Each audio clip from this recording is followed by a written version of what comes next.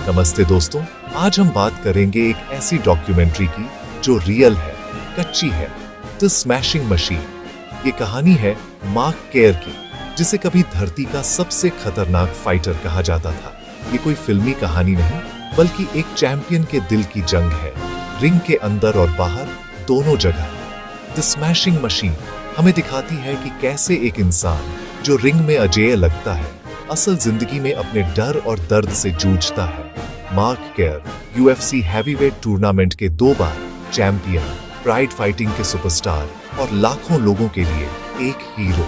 लेकिन हर चमक के पीछे एक परछाई होती है। डॉक्यूमेंट्री हमें उस मशीन के पीछे छुपे इंसान की झलक देती है, उसकी असली लड़ाई जो रिंग के बाहर चल रही थी। चलिए इस सफर की शुरुआत करते हैं, जहां जीत और हार दोनों के मायने बदल जाते हैं। फिल्म दिखाती है कि कैसे मार्क का पब्लिक पर्सोना और निजी जिंदगी एक दूसरे से बिल्कुल अलग है। रिंग में वो सुपरस्टार, घर में अकेला और उलझा हुआ इंसान। उनकी गर्लफ्रेंड डॉन के साथ रिश्ता भी जंग का मैदान है। करियर का दबाव, सफर और छुपे राज दोनों को तोड़ रहे हैं। रिंग में जीत का रोमांच पल भर का है, लेकिन घर की चुप्पी और तनाव हमेशा साथ रहते हैं। हार का डर हमेशा सिर पर मंडराता है।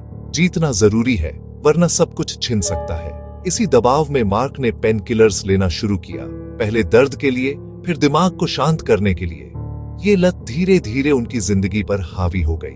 डॉन के साथ रिश्ता और बिगड़ता गया और मार्क खुद से भी दूर होते चले गए। शोहरत का पिंजरा अब जेल बन चुका था और स्मैशिंग मशीन खुद टूटने लगी थी। कहानी का टर्निंग पॉइंट आता है जब मार्क पहली बार रिंग में हारते हैं। ये हार सिर्फ रिकॉर्ड पर नहीं, उनकी पहचान पर भी चोट थी। हार के बाद उनकी ड्रग्स की लत और गहरी हो जाती है। अब ये सिर्फ दर्द नहीं, नाकामी से भागने का जरिया है। फिल्म दिखाती है कैसे एक चैंपियन होटल रूम में गोलियों से घिरा खुद से जूझ रहा है। डॉन के साथ रिश्ता अब टूटने की कगार पर है। प्यार, निर्भरता और नाराजगी का तूफान दोनों को डुबो रहा है। फाइटिंग की दुनिया बेरहम है, कमजोरी की कोई जगह नहीं। मार्क से उम्मीद की जाती है कि वो फिर से वही मशीन बने, लेकिन अब वो अंदर से टूट चुके हैं। ट्रेनिंग मुश्किल हो गई है, शरीर सुस्त है, आत्मा थकी हुई। अब वो अजेय चैंपियन नहीं, बल्कि एक ऐसा इंसान है जो 2 मोर्चों पर हार रहा है, रिंग में और अपनी लत से। आखिरकार मार्क ड्रग ओवरडोज का शिकार हो जाते हैं। अस्पताल की ठंडी हकीकत में मशीन पूरी तरह टूट चुकी है। ये घटना सबके लिए वेकअप कॉल बनती है। अब राज खुल चुका है। अजेय फाइटर की सबसे बड़ी कमजोरी सामने है। ओवरडोज के बाद डॉन उसे छोड़ देती है। अब मार्क सच में अकेला है, अपनी कमजोरियों से जूझने को मजबूर। कोई रास्ता न बचने पर मार्क खुद को रिहैब में भर्ती कराता है, लेकिन रिकवरी की राह सीधी नहीं है। वो बीच में ही रिहैब छोड़ देता है।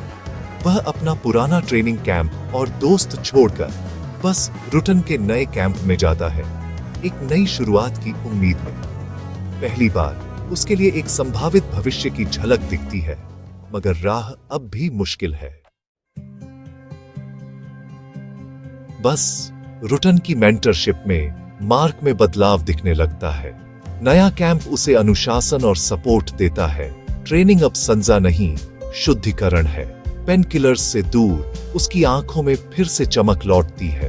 वह वापसी की फाइट के लिए तैयार होता है, इस बार सिर्फ फैंस के लिए नहीं, अपनी आत्मसम्मान के लिए।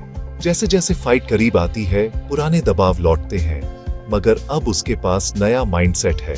फाइट का दिन आता है, मार्क जीतता है। ये सिर्फ एक जीत नहीं, बल्कि पुनर्जन्म का पल है।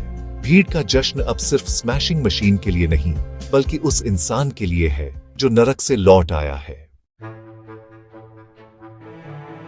जीत के बाद डॉन फिर से उसकी जिंदगी में लौटती है।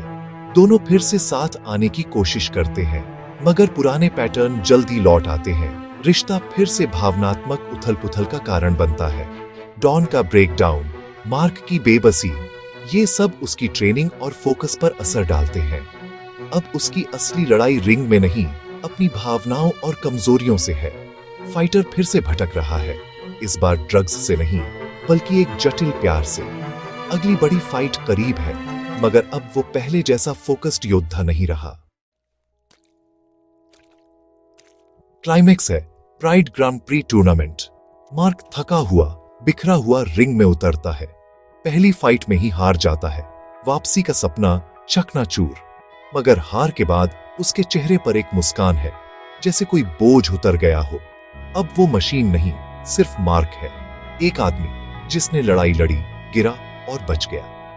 फिल्म यहीं खत्म होती है, मगर उसकी असली विरासत यही है, कमजोर होना भी ठीक है। असली लड़ाई अपने भीतर की होती है, डर, दर्द और लत से। हार में भी मुस्कुराना, खुद को स्वीकार करना, यही असली जीत है। धन्यवाद। अगली बार फिर मिलेंगे।